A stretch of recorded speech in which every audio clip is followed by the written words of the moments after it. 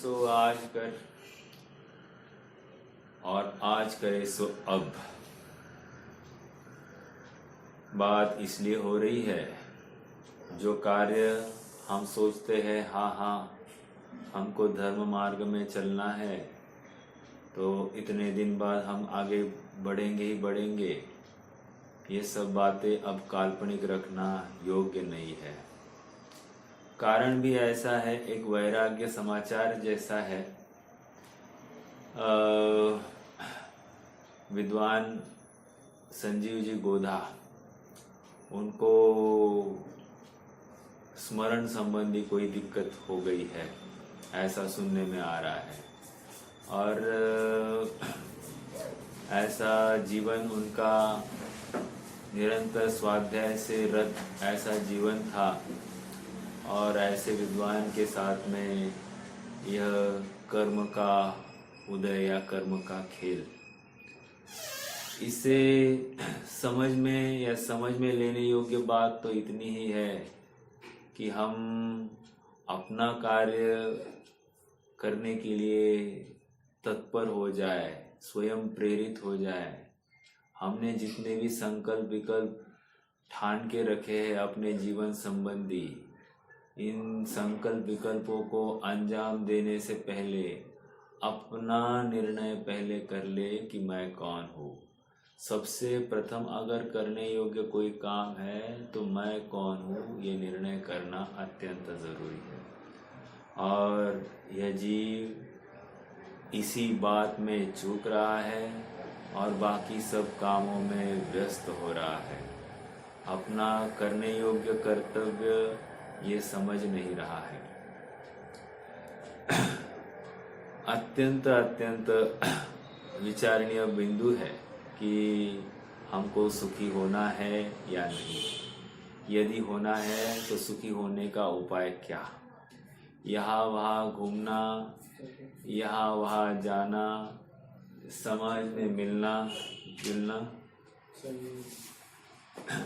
इनसे अपना काम होगा या अन्य किसी चीज से अपना काम होगा, ये विचारणीय है। 5वें अध्याय का अपना स्वाध्याय चल रहा है। हमने बहुत ही मार्मिक सूत्रों के ऊपर चिंतन किया था। उत्पाद वे द्रव्य युक्तम सत सद्रव्य लक्षणम। उसके बाद में हमने ये भी देखा कि बंध कैसे होता है। तो आचार्य देव ने बताया कि स्निग्ध रुक्षत्वात् बंध, स्निग्ध और रुक्षता के कारण बंध होता है। और वो बंध जघन्य गुण वालों में नहीं होता है। जघन्य गुण वालों का अर्थ यहाँ पर इतना ही लेना कि जिनके अविभाग प्रतिच्छेद कम है, जघन्य को हो गए हैं, उनमें बंध नहीं होता है। दूसरा आगे सूत्र बता रहे हैं, गुण साम्य सदृशानाम, अर्थात बंध और काय से नहीं होता है, तो कह रहे जिनमें समान गुण होते हैं,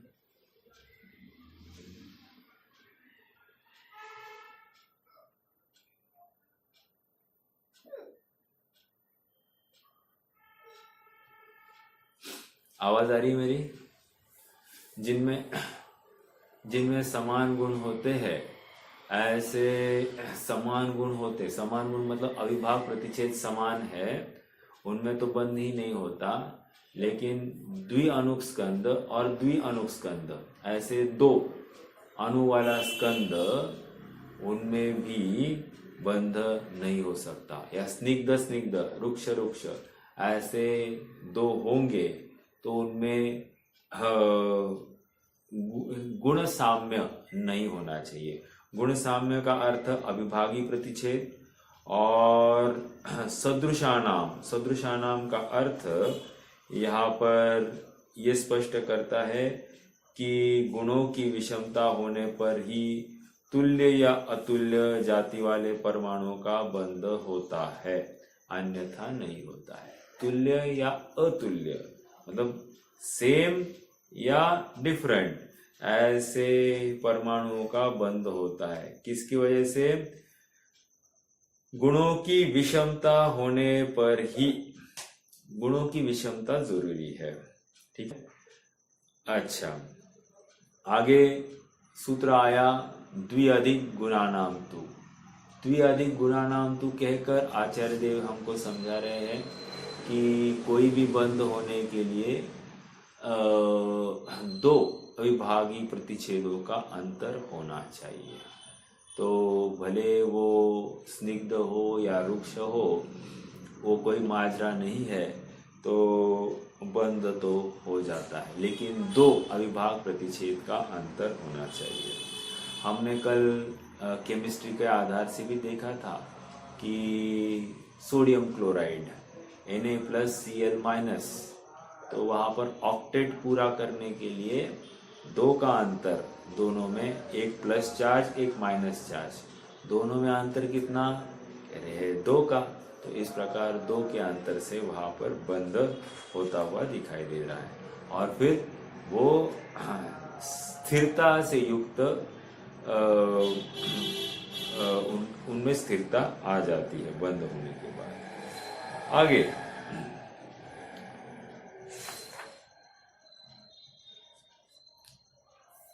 सैंतीसवां सूत्र देखना है, 37। बंधेधिको पारिणामिकौच। अब प्रश्न खड़ा हुआ है शिष्य को कि ये जो बंध होता है, मान लो कोई स्निग्ध का बंध हुआ और स्निग्ध और रुक्ष ऐसे दो स्कंदों में बंध हुआ है, तो कह रहे हैं कि जो नवीन स्कंद होने वाला है उसमें क्या ज्यादा होगी, स्निग्धता होगी या रुक्षता होगी? प्रश्न ये खड़ा हुआ है। तो आचार्य देव उसका समाधान में कह रहे बंध अधिको पारिणामिकौच, अर्थात जिसका अधिक परिणाम होता है, अर्थात जिसका अधिक गुण होता है, उस रूप वो दूसरा स्कंद परिणमित हो जाता है। मान लो कोई स्निग्ध स्कंद है और उसका अविभागी प्रतिच्छेद है 11, और कोई रुक्ष स्कंद है उसका अविभागी प्रतिच्छेद है 9, तो ये स्निग्ध स्कंद रूप परिणमित होता है। ओके, स्निग्ध स्कंद रूप परिणमित हो जाता है, अर्थात ये रुक्ष स्कंद भी स्निग्ध हो जाता है। जो नवीन स्कंद होता है पूरा स्निग्ध स्कंद समझना चाहिए, ठीक है। हाँ, यहाँ पर गुण इस शब्द की अनुवृत्ति की है। गुण की अनुवृत्ति कहाँ से की है?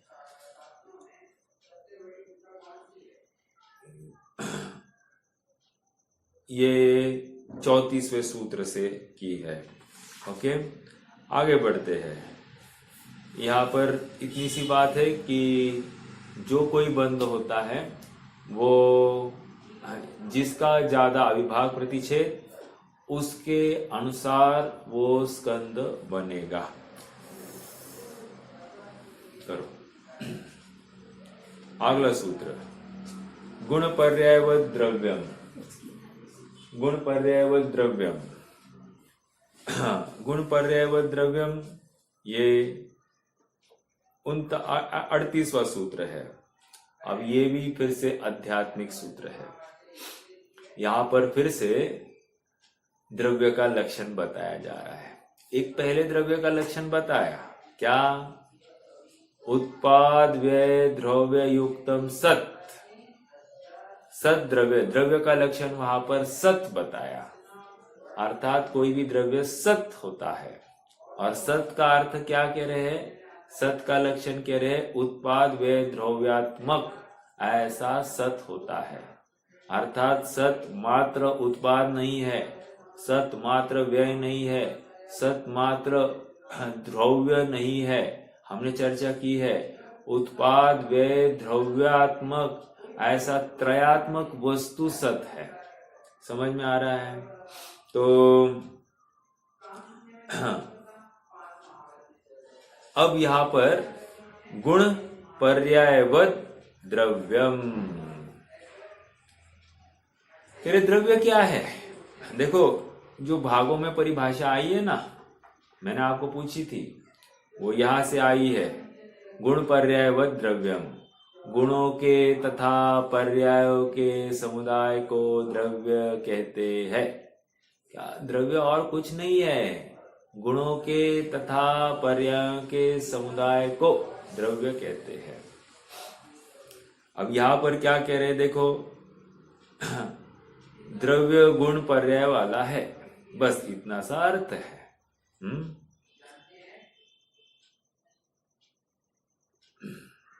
अब देखो, यहां पर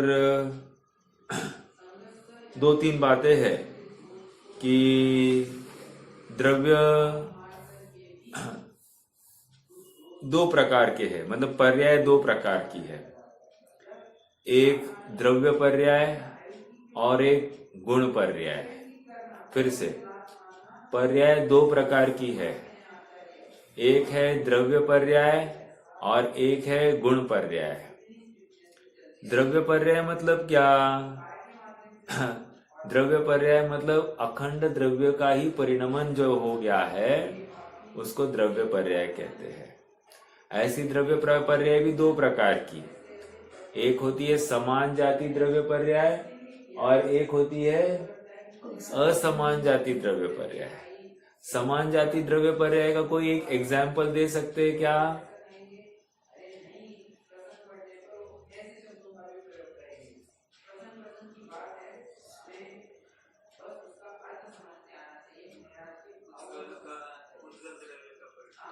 हाँ, दो पुद्गल आपस में मिल गए तो समान जाति द्रव्य पर्याय हो गई उनकी। समझ में आ रहा है? दो स्कंद मिल जाते हैं तो समान जाति द्रव्य पर्याय। और असमान जाति द्रव्य पर्याय क्या है?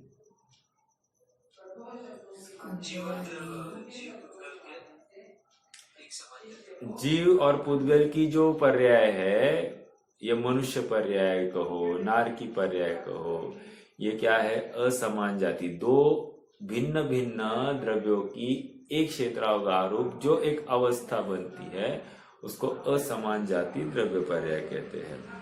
ठीक है?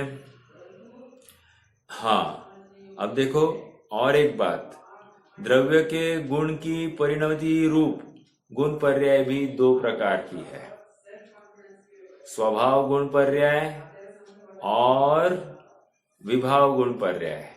वैसे गुण पर्याय क्या है?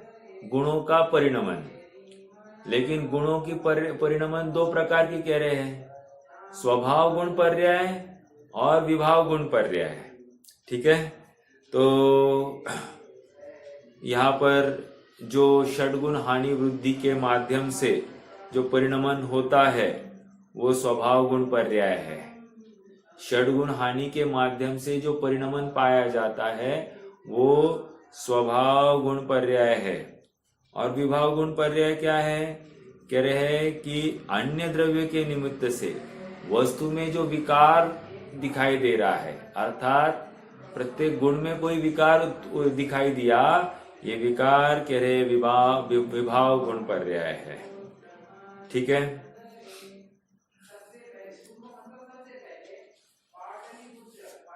तो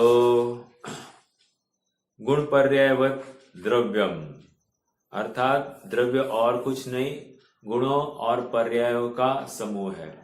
अब इसमें और विचारणीय बिंदु देखिए, गुण को क्या कहते हैं? गुण को कहीं कहीं पर्याय भी कहते हैं, लेकिन उनको सहभावी पर्याय कहते हैं। और पर्याय को तो पर्याय कहते ही है, लेकिन उनको क्रमभावी पर्याय कहते हैं। ठीक है? सहभावी पर्याय होने के कारण इनको अन्वय कहते हैं, गुणों को अन्वय कहते हैं। और क्रमभावी होने की अपेक्षा उनको व्यतिरेक कहते हैं। व्यतिरेक समझ में आ रहा है क्या? ये दो शब्द है, सहभावी होने के कारण अन्वय और क्रमभावी होने के कारण उनको व्यतिरेक कहते हैं। ओके, ये पूरा प्रकरण समझने से क्या लाभ हो रहा है? गुण पर्यायवत द्रव्यम, कह रहे गुण पर्यायवत द्रव्यम कहकर द्रव्य को अपना काम करने के लिए किसी अन्य द्रव्य की जरूरत नहीं है। द्रव्य अपने में स्वयं पूर्ण है। वह द्रव्य स्वयं ही अपने गुणों के माध्यम से उनके परिणमन को प्राप्त हो जाता है, और ये परिणमन जो है ये द्रव्य में ही दिखाई देता है। जैसे सोना भले ही कुंडल से बदलकर हार रूप हो गया है, लेकिन उसके परिणमन वो स्वयं अपने में हुआ है, अन्य बाहर से उसमें कुछ भी प्रवेश करने गया है।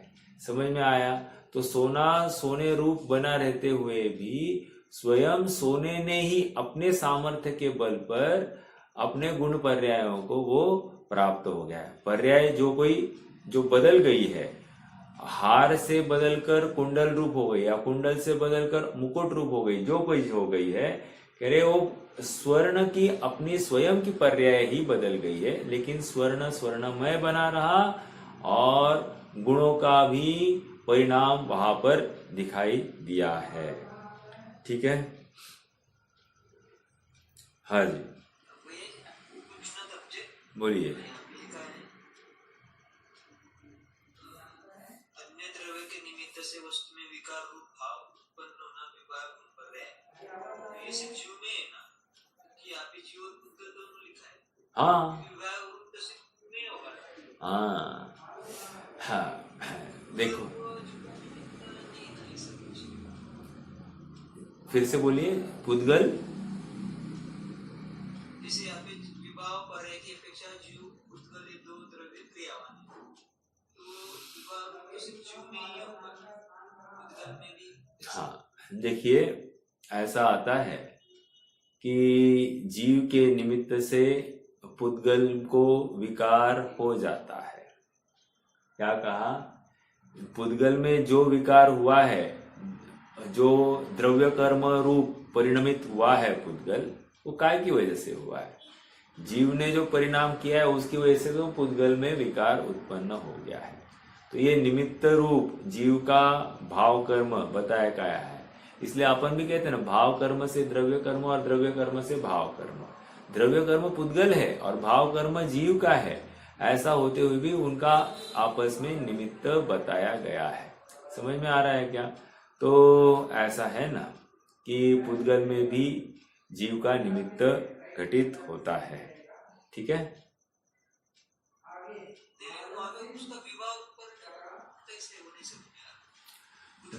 विभाव रूप परिणमन मतलब क्या? स्वभाव रूप परिणमन क्या है पहले पुद्गल का, ये मुझे बताइए।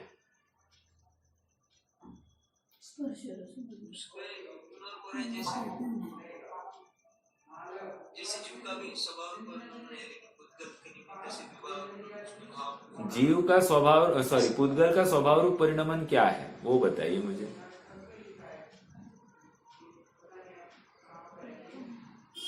कोई बता सकता है? हाँ बोलिए।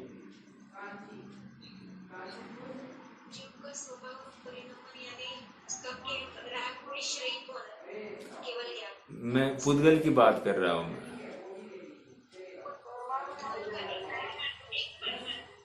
परमाणु, मेरा अगला प्रश्न है, हर परमाणु स्वभाव रूप परिणमता है?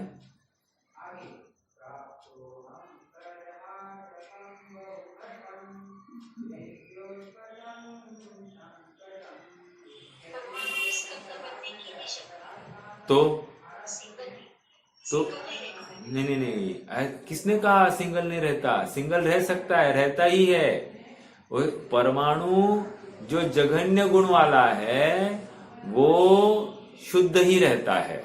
एक बात फिर से, जो परमाणु जघन्य गुण वाला है वो शुद्ध ही रहता है, एक बात। दूसरी बात, अर्थात वो स्वभाव रूप परिणमन है। और विभाव रूप परिणमन क्या है? जिसमें स्कंद रूप होने की योग्यता हो गई या स्कंद बन गया, वो परमाणु का विभाव रूप परिणमन है। तो जितने भी स्कंद दिखाई दे रहे हैं, ये परमाणु का या पुद्गल का विभाव रूप परिणमन दिखाई दे रहा है। समझ में आ रहा है? अब और एक बात, इसमें मात्र जीव का ही निमित्त है ऐसा नहीं है, उनमें स्वयं में विकार हो जाता है। देखो दो बातें हैं, शुद्ध जीव में क्या कहा?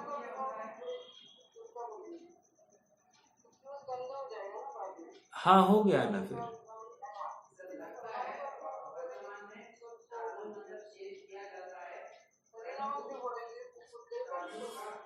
हाँ हाँ हाँ, मतलब पुद्गल ही, आपका आवाज मुझे क्रैक होता हुआ दिखाई दे रहा है। हाँ अब बोलिए। विभाव परिणामन जो है वो पुद्गल का ही बोलेंगे ना, कि परमाणु का विभाव परिणाम बोलेंगे। अच्छा देखो, पुद्गल के दो भेद करके दिखाया, परमाणु और स्कंद। ठीक है, पुद्गल के दो भेद किए, पुद्गल परमाणु और पुद्गल स्कंद, ऐसा बोला जा रहा है। ठीक है, तो यहाँ पर पुद्गल का विभाव रूप परिणमन वो स्कंद है, स्वभाव रूप परिणमन सो परमाणु। इतना तो यहाँ पर एक स्थूल कथन। ओके, सूक्ष्म कथन ये है कि दो परमाणु मिलकर स्कंद हो रहा है, अर्थात उनमें विकार हुआ है, परमाणुओं में ही विकार हुआ है, तभी तो स्कंद बनने वाले हैं। ये भी हमको स्वीकार करना चाहिए। ओके, तो जिनके अविभाग प्रतिच्छेद मैच हो गए, मतलब जो कोई गुण में डिफरेंस आ गया, अर्थात दो का गैप आ गया, तो अपने आप उनमें स्कंद होने की योग्यता हो गई है। उसमें निमित्त कौन? स्वयं परमाणु अपने निमित्त से या एक दूसरे के निमित्त से ऐसा बंध को प्राप्त हो जाते हैं। तो परमाणु में ऐसा विभाव रूप परिणाम भी पाया जाता है। एक बात तो ये हो गई। देखो और एक बात, जीव यदि शुद्ध हो गया तो उसमें विभाव रूप परिणाम फिर से संभव नहीं है, लेकिन परमाणु शुद्ध हुआ उसमें विभाव रूप परिणाम संभव है, ये अपने को स्वीकार करना पड़ेगा। ठीक है, तो ये थोड़ा सा डिफरेंस है दोनों में।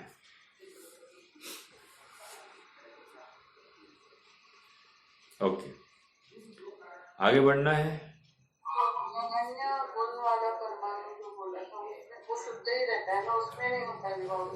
शुद्ध ही नहीं, जब जघन्य रहता है तब उसको शुद्ध कहा है। तो हर बार थोड़ी जघन्य रहेगा, क्योंकि अविभाग प्रतिच्छेद बदलते रहते हैं ना, तो वहां पर उसमें थोड़े से अधिक हो गए अविभाग प्रतिच्छेद, तो उनमें वो पात्रता आ जाती है कि वे स्कंद रूप परिणमित हो जाए। तो हो सकता है उनमें ऐसा। ठीक है, जघन्य अवस्था में अविभाग प्रतिच्छेद मतलब क्या? देखो अपन ने कल एक चर्चा की थी। क्या चर्चा की थी? कि स्निग्ध रुक्षत्वात् बंध, है ना, वो सूत्र था कि नहीं? कौन सा सूत्र था? इसके पहले का ही 33वां सूत्र, स्निग्ध रुक्षत्वात् बंध। मतलब बंध कैसे होता है? तो हमने 3-4 पॉइंट्स वहां पर गिनाए थे। हमने कहा था कि पुद्गल में भी रस, गंध, वर्ण को लेकर बंध नहीं होता। फिर हमने अगला पॉइंट कहा था कि जीव, धर्म, अधर्म, आकाश, काल, इनका आपस में बंध नहीं होता। फिर हमने आगे देखा था कि हमने कहा कि बंध जो होता है वो मात्र रुक्ष और स्निग्धता के कारण होता है। ये इतना हमने कल देखा था। समझ में आ रहा है क्या? तो कोई परमाणु होगा वो रुक्ष जाति का होगा, कोई परमाणु होगा वो स्निग्ध जाति का होगा, लेकिन उसके अविभाग प्रतिच्छेद जघन्य होंगे तो आपस में बंध नहीं होगा। लेकिन दोनों परमाणु है, दो परमाणु गुण साम्य सदृशानाम, आया कि नहीं बात? दोनों परमाणु है, गुण साम्य है। गुण साम्य मतलब क्या? दोनों के अविभाग प्रतिच्छेद जघन्य है, तो नहीं होगा उनमें बंध। ठीक है, एक एक परमाणु मतलब क्या?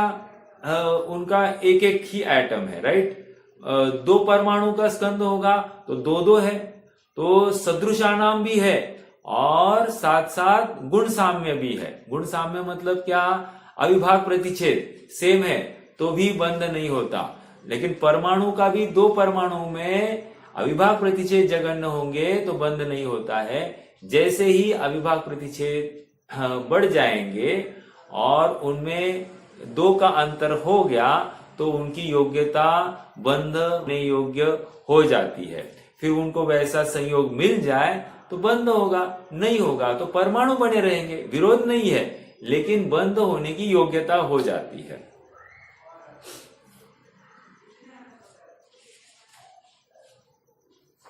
हाँ, मुझे तो ये कहना था स्निग्ध और रुक्षत्व के कारण वहां पर बंध अपन ने देखा था, तो ऐसा परमाणुओं में भी संभव है कि उनमें बंध हो जाए। ठीक है,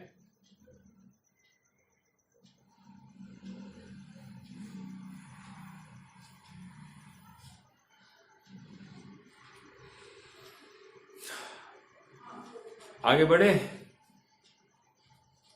चलिए अगला सूत्र देखिए। गुण पर्यायवत द्रव्यम तो अपना हो गया, इसमें काफी चर्चा है और यहाँ पर उन्होंने तत्वार्थ सार में तो वहां पर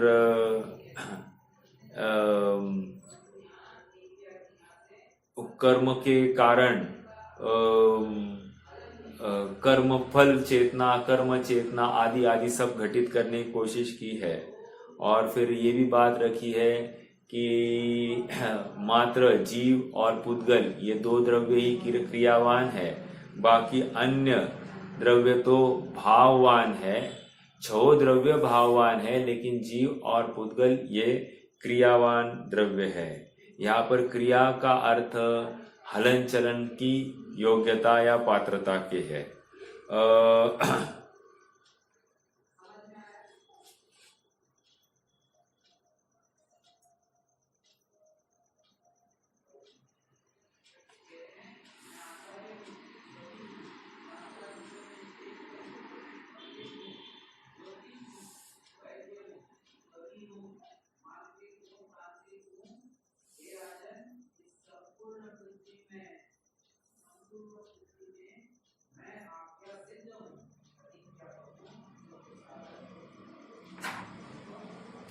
ठीक है।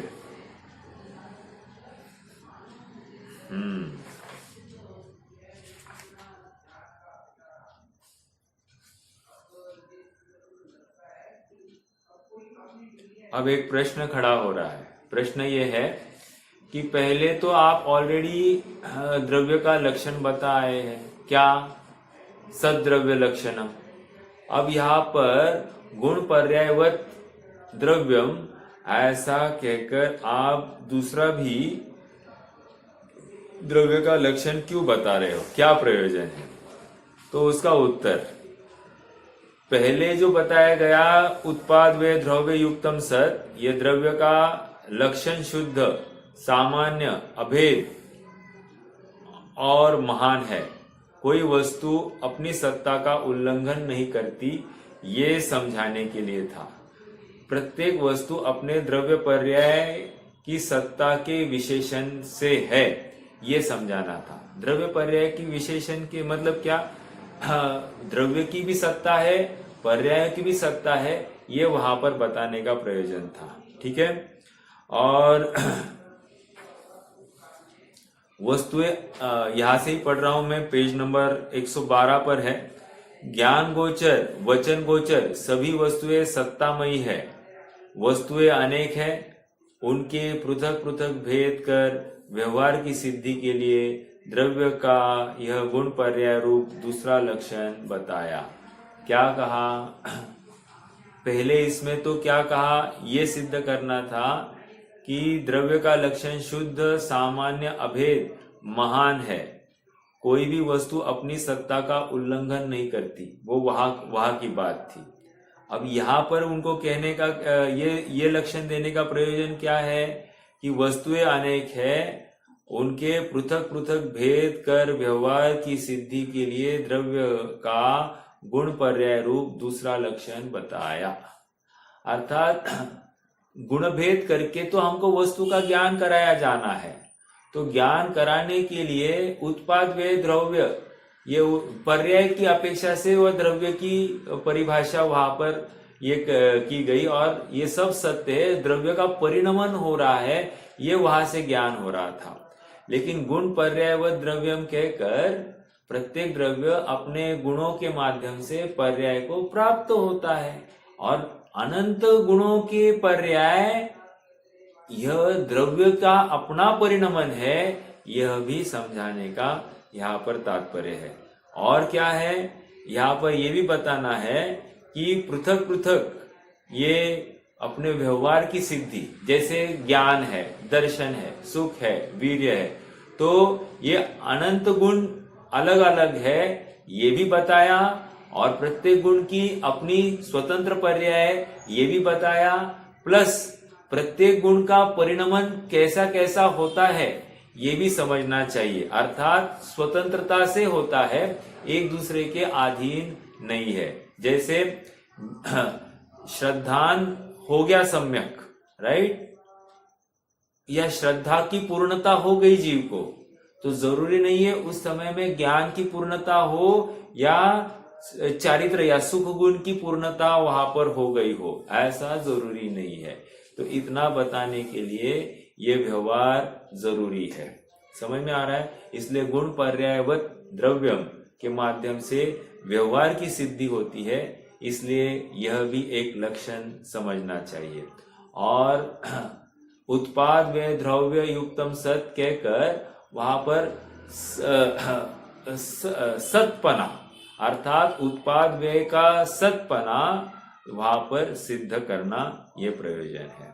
ठीक है, वहां पर द्रव्य बिखर कर नाश को प्राप्त नहीं होता, या द्रव्य कूटस्थ भी नहीं है, द्रव्य मात्र उत्पन्न ही नहीं होता है, ये भी बात कहनी थी। प्लस असत का उत्पाद नहीं होता है, ये भी वहां पर कहने का प्रयोजन था, पहले उत्पाद व द्रव्य युक्तम सत वाले सूत्र की अपेक्षा। ठीक है, आइए थोड़ा सा और आगे बढ़ना है। देखो यहां से ही पढ़ते, इसे नहीं बताने पर, मतलब गुण पर्याय व द्रव्यम ऐसा नहीं बताते तो क्या प्रत्येक द्रव्य के पृथक पृथक गुण पर्याय सिद्ध नहीं होने से पृथक पृथक द्रव्यों की सिद्धि नहीं होती। सभी वस्तुओं को की मात्र एक समान सत्ता हो तो द्रव्य मात्र सतरूप ही सिद्ध होगा, चेतन अचेतन रूप भेद का अभाव हो जाएगा, जिससे संसार मोक्ष आदि व्यवहार का भी लोप हो जाएगा। तो ये सभी एक है, वो महासत्ता की तरफ वो संकेत था, और यहाँ पर अवान्तर सत्ता की तरफ संकेत देना था। ठीक है, तो व्यवहार की सिद्धि के लिए ये सूत्र जरूरी है। इस लक्षण से मतलब कौन सा, गुण पर्याय व द्रव्यम, इस लक्षण से शुद्ध अशुद्ध इन दो प्रकार के द्रव्यों की भी व्यवस्था सिद्ध होती है। ओके, वहां पर सत में के वह सत रूप पहला लक्षण इस गुण पर्याय के विशेषण सहित है, दूसरे के मिलाप से अशुद्धता आती है, सत चेतनता अचेतनता सहित है, ऐसा कहने से सत में अशुद्धता हुई, अतः यह अशुद्ध द्रव्य का लक्षण है। इस प्रकार द्रव्य का गुण और पर्याय रूप लक्षण कहना भी योग्य है। यहाँ पर इतना ही सिद्ध किया है कि पूरा व्यवहार की सिद्धि गुण पर्याय व द्रव्य के माध्यम से होती है। ठीक है, अगला सूत्र की तरफ बढ़ते हैं। 39वां सूत्र, कालश्च। इतना देर काल की थोड़ी बहुत चर्चा हुई थी, वर्तना परिणाम क्रिया परत्वा परत्वेच, है ना। तो वहां पर बात आई थी, वर्तना मतलब निश्चय काल, परिणाम क्रिया, परत्वा परत्व, परत्व और अपरत्व। हाँ, हमने क्रिया को क्या कहा था, परिणाम को क्या कहा था, समय परिणमन, उसको परिणाम कहा था, और क्रिया को क्या कहा था? एक स्थान से दूसरे स्थान पर जो गया है कोई वस्तु, तो उस वस्तु के गमन में जो काल का अंतर पड़ा है उसको परिणाम कह रहे हैं। और परत्व और अपरत्व वो अपेक्षाकृत कथन था, जहां पर हमने ये देखा था परत्व मतलब शीघ्रता से, अपरत्व मतलब धीमे अपेक्षा से। तो वहां पर अपेक्षाकृत कथन था, सो परत्व और अपरत्व उसकी बात आई थी। लेकिन काल के बारे में अब तक ज्यादा कोई विशेष चर्चा नहीं थी, तो यहाँ पर अब काल द्रव्य की चर्चा कर रहे हैं। क्या कह रहे हैं? काल भी एक द्रव्य है, कालश्च। मेरा प्रश्न है, च कहकर ये कौन से सूत्र के साथ अनुवृत्ति करनी पड़ेगी? यहाँ पर जो स्टार्टिंग में द्रव्याणि, इस सूत्र के साथ उसकी अनुवृत्ति करनी है। ठीक है, चलिए। तो कालश्च, काल भी द्रव्य है, यहाँ पर ये समझना। अब काल का काम क्या है? वर्तना हेतुत्व काल द्रव्य का असाधारण विशेष गुण है। और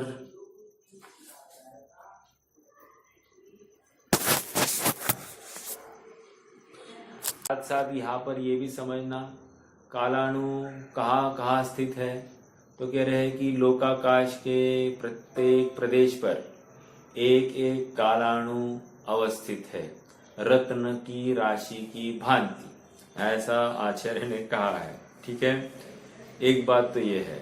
दूसरी बात, ये कालाणु क्या है, कितने हैं? तो कह रहे लोक प्रमाण असंख्यात।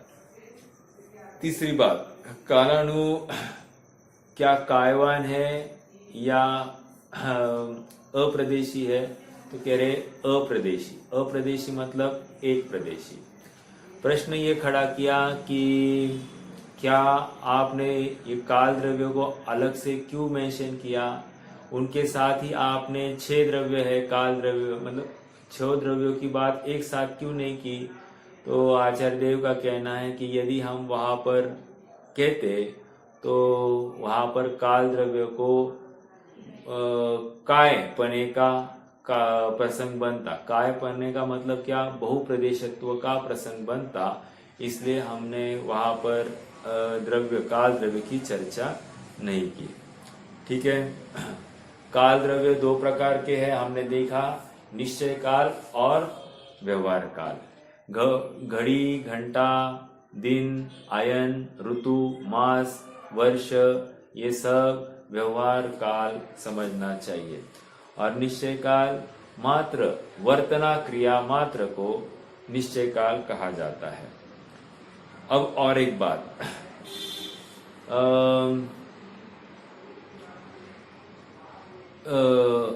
काल द्रव्य का अविभाज्य अंश क्या है? तो कह रहे हैं कि काल द्रव्य का अविभाज्य अंश समय है। ठीक है, तो हम तो यहाँ पर कह रहे हैं कि प्रत्येक समय में जीव परिणमता है, प्रत्येक समय, तो ये समय तो जीव के परिणमन को भी लेकर हम बात कर रहे हैं।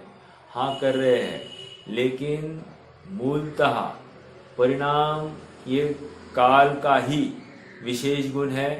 और चूंकि हर द्रव्य उस एक समय में परिणमता है, इस अपेक्षा से अन्य द्रव्यों को भी समय का उपचार चलता है। ठीक है, एक बात तो ये भी हो गई। अब काल कितने हैं, कितने समय के हैं? तो कह रहे हैं अनंत समय के। अगला सूत्र देखो, सोनंत समयः, अर्थात वह काल अनंत समय वाला है। अनंत समय वाला है मतलब त्रिकाल अनंतता है। प्रश्न फिर से खड़ा हुआ, वैसे तो अनंत समय वाले सभी द्रव्य है, आपने काल द्रव्य को ही क्यों कहा? देखो, सभी अनादि निधन होने की अपेक्षा ठीक है, ऐसा होते हुए भी ये समय या परिणमन हेतुत्व ये काल द्रव्य का विशेष गुण है, इसलिए समय की अपेक्षा काल द्रव्य की चर्चा चल रही है। ठीक है।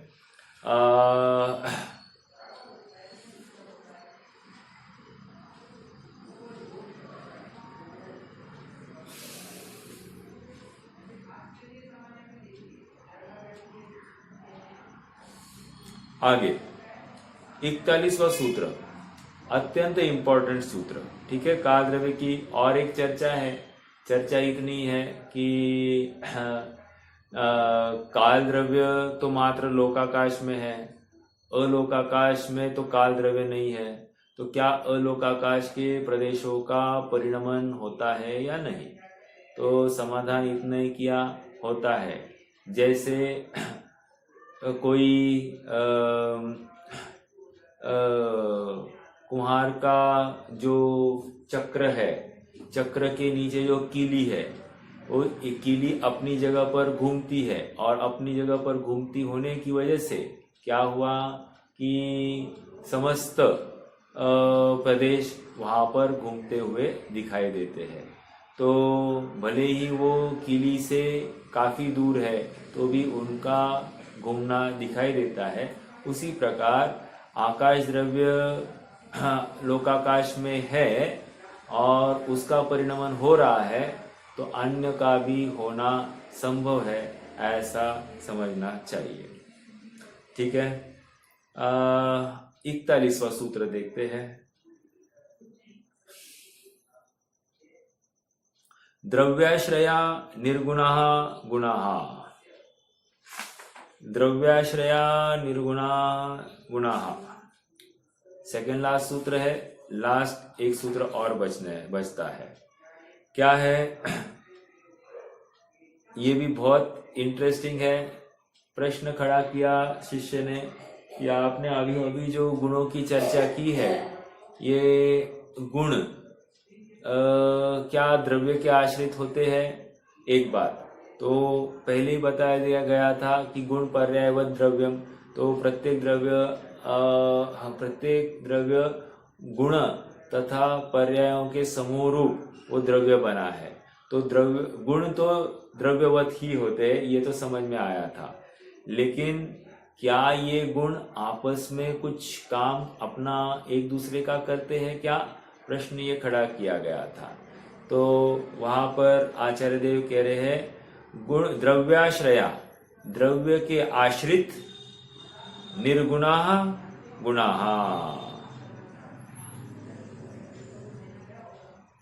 द्रव्य के आश्रित सब गुण होते हैं।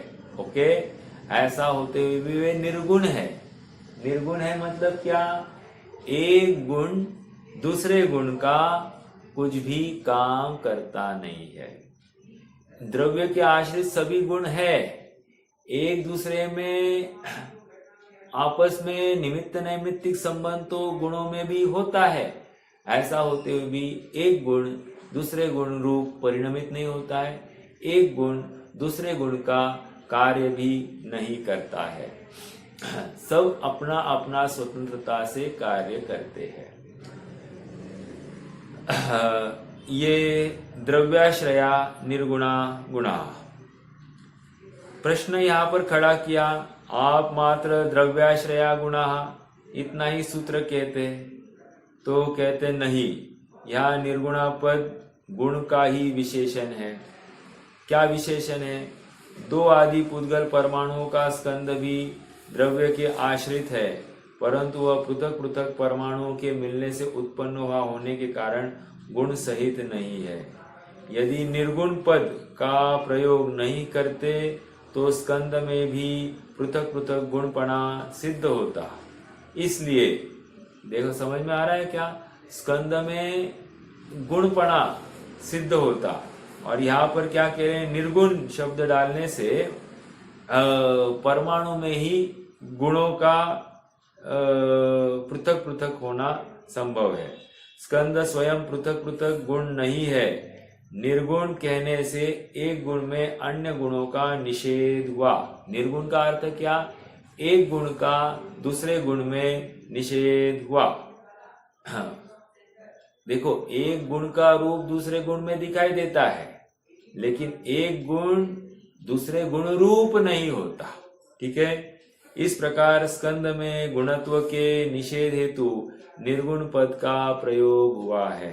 समझ में आ रहा है?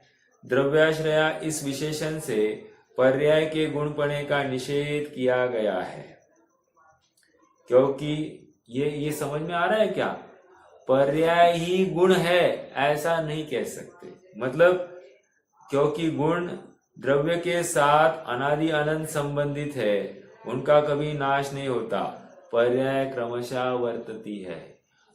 एक पर्याय कूटस्थ नहीं रहेगी, ये मनुष्य पर्याय नहीं रहेगी, ये समझाना है। अर्थात पर्याय का व्यय होता ही होता है, ये यहां से बात आ रही है। ठीक है, द्रव्य का आश्रय लेकर जो सदा रहता है वह गुण है, और जो क्रमशः अनेक भेद रूप हो द्रव्य का आश्रय लेती है, सदा एक समान नहीं रहती, वह पर्याय है। जो द्रव्य का गुण है वह उसकी पर्याय नहीं है, और जो द्रव्य की पर्याय है वह उसका गुण नहीं है। यह द्रव्याश्रया कहकर गुण ही द्रव्य के आश्रित है, और पर्याय एक समय की वो द्रव्य के आश्रित है, एक समय के लिए द्रव्य के आश्रित, अर्थात उदय की अपेक्षा। ठीक है,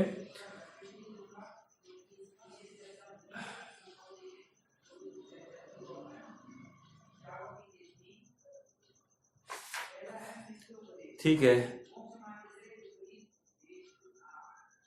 यहाँ पर अब साधारण गुण और विशेष गुणों की, साधारण और असाधारण गुणों की चर्चा की है। तो बस साधारण गुण किसको कहते हैं? जो समान रूप से सभी द्रव्यों में पाए जाते हैं, साधारण। असाधारण गुण किसको कहते हैं? जो मात्र एक ही द्रव्य में पाए जाते हैं। और साधारण असाधारण मतलब क्या?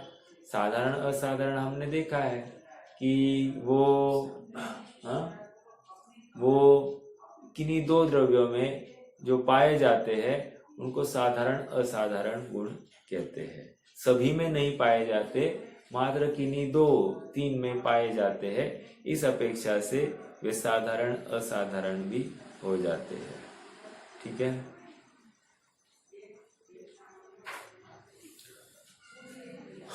अब अंतिम प्रश्न शिष्य का इस सूत्र के लिए, इस अध्याय के लिए शिष्य का प्रश्न है, बारंबार परिणाम का प्रयोग हुआ है, उसका लक्षण क्या है? इसके उत्तर हेतु आचार्य समाधान लिख रहे हैं। तद्भावः परिणामः। क्या कह रहे हैं? तद्भावः परिणामः, अर्थात उसका होना परिणाम है, उसका होना परिणाम है। तद उसका, भाव होना क्या है? परिणाम है। ठीक है, परिणाम मतलब क्या? तो कह रहे होना, होना मात्र यह परिणाम है। स्थितेति जीवस्य निरंतराया स्वभाव भूता परिणाम शक्ति। वहां पर भी यही बात है, समय सार की बात कलशों में आई है। स्थितेति जीवस्य निरंतराया स्वभाव भूता परिणाम शक्ति।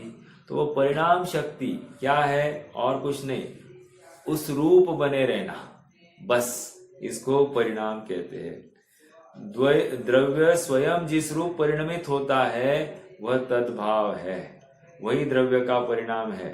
अर्थात द्रव्य का स्वभाव ही परिणाम है, अर्थात द्रव्य बना रहे, अन्य रूप नहीं होवे, यही उसका स्वभाव है, यही उसका परिणाम है। मेरे परिणमन में मुझे अन्य किसी की यत्किंचित सहायता की जरूरत नहीं है, ऐसा निर्णय जिसे हो गया है उसकी सहज ही स्वभाव बुद्धि जागृत हो जाती है। मुझे परिणमित कराने के लिए या मुझे दुखी कराने के लिए ये शरीर दुख रूप भाषित हो रहा है, शरीर की वेदना है सो दुख रूप है, ऐसा जो विचार होता है यह विकृति है। मेरा परिणाम मेरे आश्रित है, और शरीर का परिणाम शरीर के आश्रित है। प्रत्येक द्रव्य का परिणाम उसके अपने आश्रित है, अन्य के आश्रित नहीं है। ठीक है।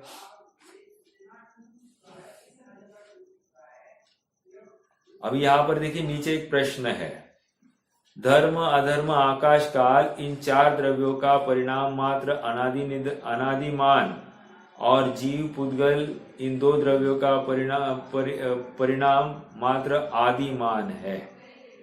ओके, व्हाट इज अनादिमान एंड व्हाट इज आदिमान? अनादिमान मतलब क्या? अनादि से वैसे का वैसा। और जीव का और पुद्गल का आदिमान मतलब क्या? जहां से शुद्धता चालू हो गई उसको आदिमान कह रहे हैं। तो आप उसका समाधान देखो क्या कर रहे हैं। तुम्हारा ऐसा कहना उचित नहीं है। क्यों? क्योंकि सभी द्रव्य अनादि काल से है, कोई नवीन उत्पन्न हुआ नहीं है। आदिमान नहीं कह सकते, प्रत्येक द्रव्य अनादिमान है। कैसे जाना? हमने पहले कह दिया ना, द्रव्य। द्रव्य क्या है? यह अनादिपने की सिद्धि कर रहा है। समझ में आ रहा है? एक समय में तीन काल व त्रिकालवर्ती द्रव्य का निर्णय करने का सामर्थ्य इस एक परिणाम में, इस वर्तमान पर्याय में होता है।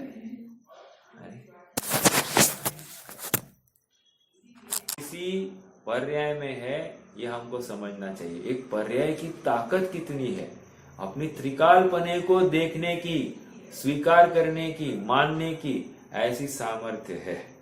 त्रिकाल द्रव्य देखना कोई साधारण बात है, लेकिन ये पर्याय में इतनी सामर्थ्य है। ठीक है। तो आदिमान और अनादिमान मतलब ये प्रश्नकार ये कहना चाह रहा है कि जब शुद्ध होता है द्रव्य तभी से उसका परिणाम कहना चाहिए। लेकिन बात ये नहीं है, द्रव्य त्रिकाल शुद्ध ही है, द्रव्य में कभी विकार हुआ ही नहीं है, स्वभाव अपेक्षा। समझ में आ रहा है क्या? तो जैसे पानी त्रिकाल शीतल ही है, पानी में विकार हुआ ही नहीं है। पर्याय में हमको खौलता हुआ पानी, गर्म पानी, उसके कम ज्यादा टेम्परेचर वाला पानी दिखाई दे रहा है। ऐसा होते हुए पानी तो शीतल ही है। ठीक है। तो ये बात है। थोड़ा सा और पढ़ते हैं यहाँ पर। वस्तु को जानने वाले द्रव्यार्थिक और पर्यार्थिक ये दो मूल नय है। उनमें से द्रव्यार्थिक की अपेक्षा सभी द्रव्यों को अनादिमान परिणाम है और पर्यार्थिक नय की अपेक्षा वही परिणाम आदिमान है। अतः सभी द्रव्यों में दो प्रकार के परिणाम हैं। इनमें से धर्म अधर्म आकाश काल इन चार द्रव्यों के दोनों परिणाम अत्यंत परोक्ष होने के कारण मात्र आगम गम्य है, प्रत्यक्ष गोचर नहीं है। ठीक है, कोई विशेष बात नहीं है। यह अपना पंचम अध्याय हो गया है। तद्भाव परिणाम कहकर यहाँ पर निरंतर जो परिणाम होना है या द्रव्य का बना रहना हुआ है, ये ही उसका परिणाम है। और इस परिणाम होने में अन्य किसी के सहायता की आवश्यकता नहीं है। हालांकि ये बात द्रव्याश्रया निर्गुणा गुणा कहकर या सत यह शब्द डालकर वहां पर ऑलरेडी सिद्ध हो गई थी, लेकिन फिर से यहाँ पर और पुष्टि के लिए प्रत्येक द्रव्य अपना अपने चतुष्टय में रहकर सब कार्य करता है। एक द्रव्य दूसरे द्रव्य का कुछ भी अच्छा बुरा हीनादिक करता नहीं है, कोई किसी को सुखी दुखी करता नहीं है। ऐसा इस द्रव्य व्यवस्था के माध्यम से हमको समझ में आ रहा है। प्रत्येक द्रव्य अपने चतुष्टय में ही वर्तता हुआ अपना कार्य करता है, अपने चतुष्टय के बाहर निकलता नहीं है। ठीक है, कोई प्रश्न है तो आप रख सकते हैं।